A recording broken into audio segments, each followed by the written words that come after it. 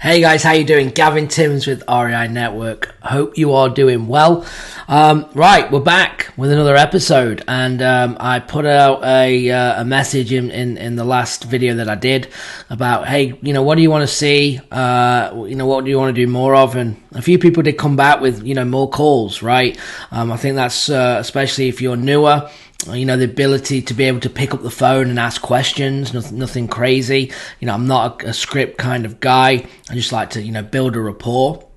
And so that's what I'm going to try and do now. I'm going to, call some random people on probably Zillow here because I've got the numbers, and see if we can have a conversation with someone, and then I will analyze myself after. Now, I have no scripts, no questions. I do recommend that you are prepared if you're new.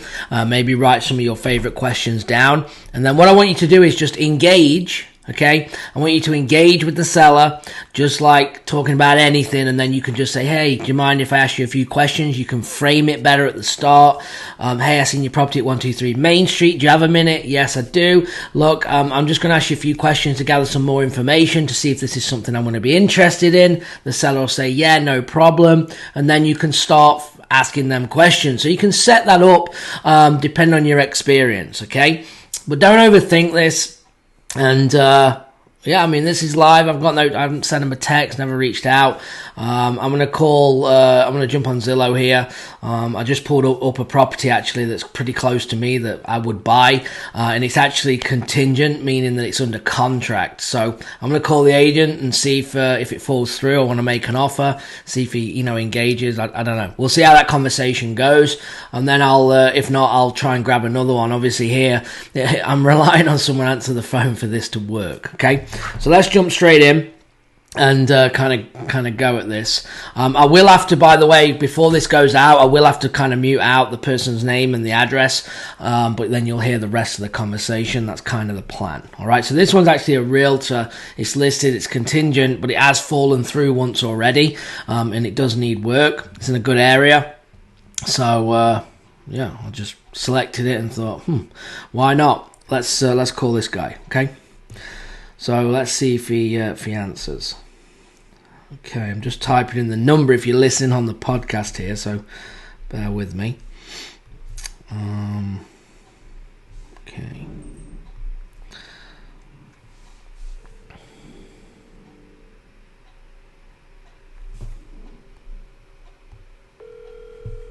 Hopefully you can hear this ringing.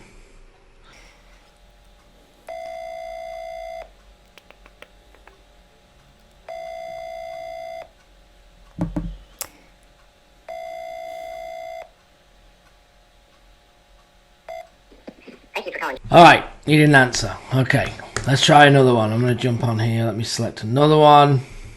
All right, let's do this. For sale by owner. See, there I have. This one's only been on 2 days. Needs work. All right. This is funny. I wonder if this, I know you can't see it, but let me see when this was purchased. I'm just having a quick look here, guys, for any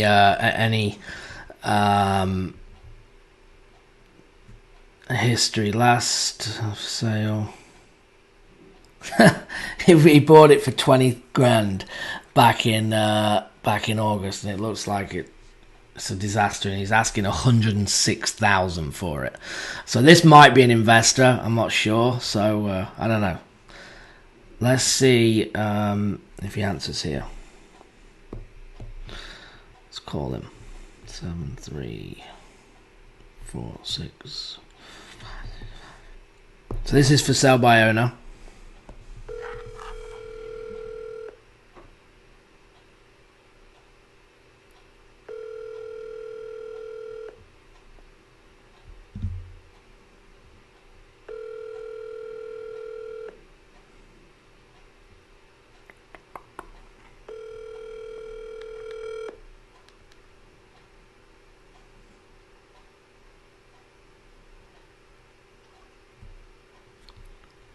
Hello?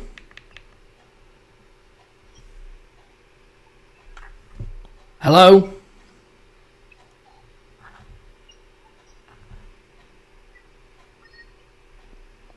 think he's answered it in his pocket. Hello?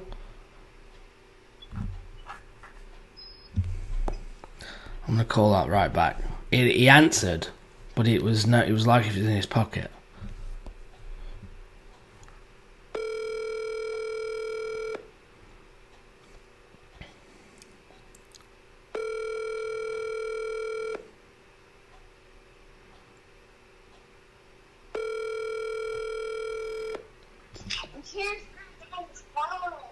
Good morning, how can I help you? Hey, good morning. My name's Gavin. I'm just calling about your property for sale.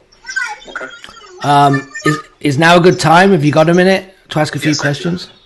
Yeah, sure. Okay, perfect. I know it only just went on a couple of days ago. I know this looks like an investment. I'm an investor in the area. And just wanted to ask a few questions about it. Obviously, doesn't look like it's livable. Are the pictures kind of up to date? Yes. They are? Okay. I'm just curious. I mean, I know, obviously, it looks like you bought it last year. Did you actually buy this to fix up yourself? Yeah, so I own the property now. I'm an investor as well. You said your name's Gavin? Yes. Okay. So that's kind of where things are now. Mm-hmm. And so most of the calls that I have had already most have been people who are going to fix and flip, first-time investors or seasoned investors. Yep. And right now, the offers have come in ranging from overlist, at list, and I think the smallest offer I had seen to date was about 75. Okay. So just to give you an idea of where the range is falling. Okay. If you got over asking on this, 'cause I know you're asking 106, how come you didn't take it? It just depends on the terms that they attach to that. Okay. To whatever that is. Like if it's a serious investor, they're going to offer over list. They're going to do their due diligence up front on this type of property. Mm-hmm. And, ideally they'll want to close before Christmas as well, right? Yeah. Certainly before the end of the year. Yeah. But if this is, a newer investor, they may have a financing contingency. That over list price may be just, their way of trying to get you to look at their offer. What you find that their earnest money deposit is 1% or less. I've seen in my time, somebody offer $125,000 property, $100 earnest money, right? So just to give you an idea, there's a number of reasons why they may want to use their closing attorney, may be adamant about it, and whereas I'm wanting to use mine because title's already clear and we're ready to go. Right. Okay. No, that makes sense. So I'm guessing that your $75,000 offer is someone that's saying, okay, I'll pay cash and I'll close fast. Is that what you're saying? Actually, no. All of them have been cash offers. Okay. I've not had one offer that has any type of financing contingency. Okay. Yeah. Well, I mean, it looks like if the pictures are up to date. I know in you said that the budget renovation budget would be $15,000. I mean, do you not feel that's low for what I see, or do you think that's fair? So I may have to go back and try to clarify, but I'm because maybe it's not clear the way I thought it was, and I say that to make me go back and reread my writing. But that $19,000 to $20,000 rental budget is if you're going to take it back to 2-1 status and buy and hold. Yes. I think and I got to go back and look at what I wrote, but basically, if you're going to add the bedroom and bathroom that would allow you to get your biggest bang for your buck and fix and flip it as opposed to buy and hold it as a 2-1, then your budget is going to be more than the $15,000 to $20,000 that I have there. 100% agree. Yeah, and I do both. So I do both. So normally I do a lot of offline marketing. I don't actually deal much with the MLS, but I was just looking over at another property, and then I came across that, and I was like, oh, let me check that out. That's kind of why I just gave you a call here. But no, I agree. Yeah, if you're holding it, obviously you want to get it rent ready. Versus if you're fixing and flip, then you're obviously going to do a better job.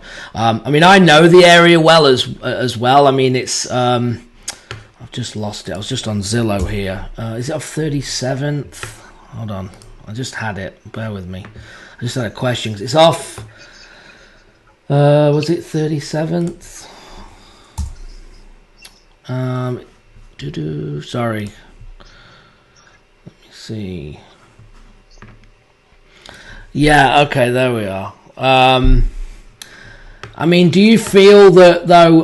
Because I know in what you said here that you feel that the ARV would be worth 200 and something. Is that right? That's what you think as an investor. I don't think I heard everything you said. Can you say that again? Sorry, yeah, you were saying here that you thought the ARV was about 240 fixed up as a flip.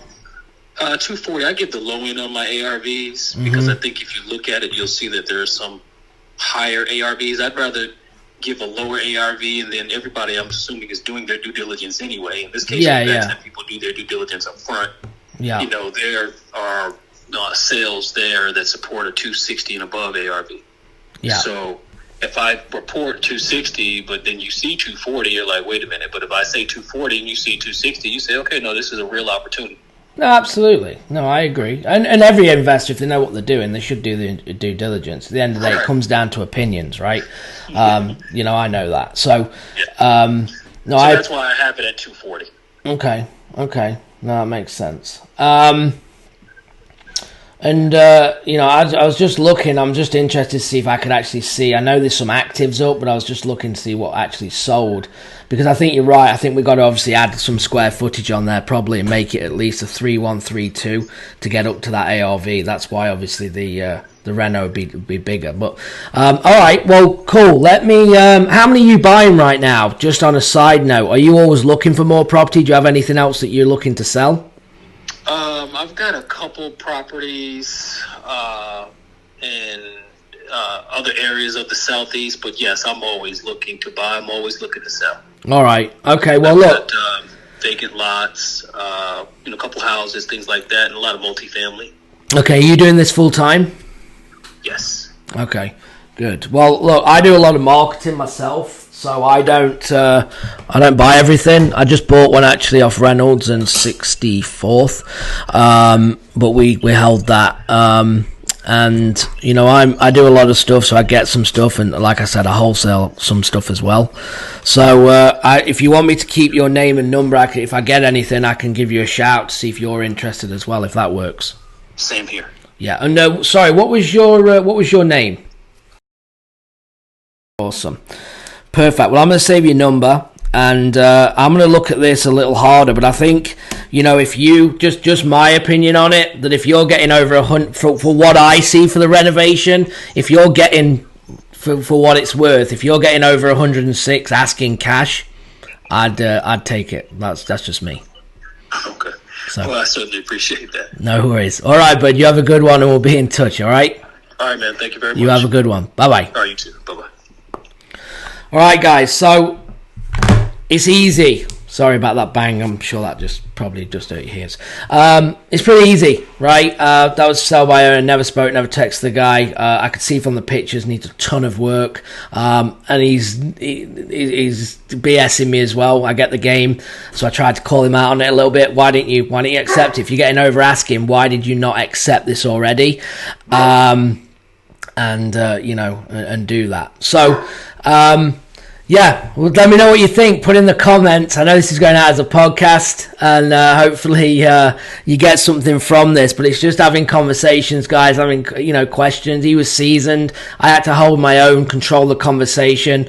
I get it. He was giving me the new investor versus the old investor or the experienced. Sorry about that. My dog's barking. Hold on. Sorry about that. So obviously the experience, he was kind of feeling out. He'd had offers from 75. This was listed at 106. Needs a lot of work. No way in a million years 15,000. And then he said to get it rent ready. Still no way 15,000 to get it rent ready. Absolutely no chance. The size of the house on this, just let me pull this back up. And this is why you can do things on the fly, right? Don't be prepared in terms of, you can prepare your questions, but just be honest. Hey, I'm pulling it up on Zillow. Give me a minute. Oh, this is an opening. Just roll with it. Just be you. Okay. But this is, asking 106, renovation 15,000. ARV 240. I mean, absolute nonsense. Absolute nonsense. Nice guy. I get it what he's trying to do. Okay, you try and make it attractive. Try and get me calling, right? So he's done his job, but he's got an offer of 75,000 to over asking, but he hasn't accepted it. Come on. Right? It's only part of the game, though. I'm not blaming him. Right? You're going to tell that. He's experienced. He's trying to get me to go, oh, people are after it. Oh, I might have to get my offer. Oh, he's got offers. He's not going to take 75. If someone's offered over 106, it doesn't work. I mean, let's look at that number, 240. Now, I'd have to actually look at this to see if there's anything actually sold. Now, there's actives, right? So there's three things that you need to look at. Well, two or three things. You want to obviously look at the actives, right? What's actively selling or up? Active in the market, similar condition. Is it in a rent ready condition or is it a fix and flip? Okay. Now this area is not a great area. It isn't. So you're not going to do a high end flip. You're not going to get 240 for this property. Okay. Probably in that area. It's going to be touch and go. Maybe you could, but I don't think. As a quick, just thinking about it. But you look at the actives, you look at the solds, all right, to make your decision. But let's say that I go with him, 240, which he thought he'd doing everyone a favour. All right, cool. So 240, let's say it's 70%. 240 times 70%. Okay, is 168,000. All right, and then this thing is 168. Let me just write that down. 168,000. He said 15,000 in repairs.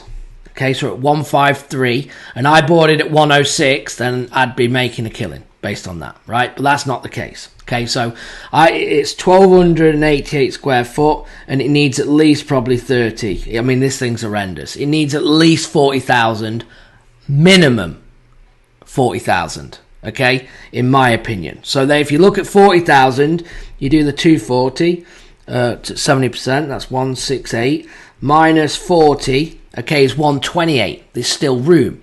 Here's the thing. There's room based off the ARV, okay? So you can get numbers to tell you anything from a spreadsheet, from a calculator, as long as that you're working within the numbers to make sense, right? So if we say 240. Now, I'm going to have a quick look and just tell you what I see as a glance here, okay, of what's sold. So just bear with me, all right? In that immediate area, this is what I see. 119, 75, 95, 65, 100, 165, bigger and done up. Okay, 165 sold back in 18. Okay, full remodel, good job on it. Okay, and that was a 2-1, right? But at 165. Okay, 119, and that's in the immediate. If we then start going up a little bit, I found one here, a 3-1, 1,600 square foot, so 300 bigger, okay, at 232, all right? But to get it up there, now we're not talking 40, now we're talking probably 60, 70 grand in. I mean, this thing's full gut. It's been ripped out. It's horrendous, okay? So my point is that I don't think the ARV's that, right? And I don't think the area, that immediate area, allows the ARV to be that. I think this one will probably sell if you did it up at this day, probably about 180. Maybe if you did a good job, you might get 200, but 180. So I'm not seeing it. That's where I stand, real quick. But anyway, the point was engagement, having conversations. Hopefully this helps. It's not odd. Never sent a text. Just called him out right. I mean, well, you heard it. And let me know what you think. Hopefully you get something from this. Drop me a comment. Drop me a like.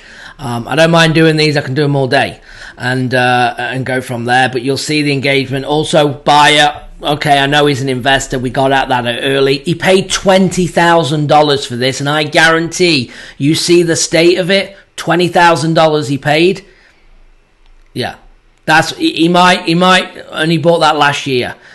He'd be lucky if I'd pay him. Probably pay him 40. Might make 20 grand. I think he's got a great deal at 20. I might pay him 40 grand for it personally. That's where I'd stand. So, and that'd be max. But anyway, good conversation, confident guy, like him, got his info. We'll probably do business, all right? He's an investor, he's active. Hold your own, control the conversation, guys. Let me know what you think. Appreciate you. All right, bye-bye.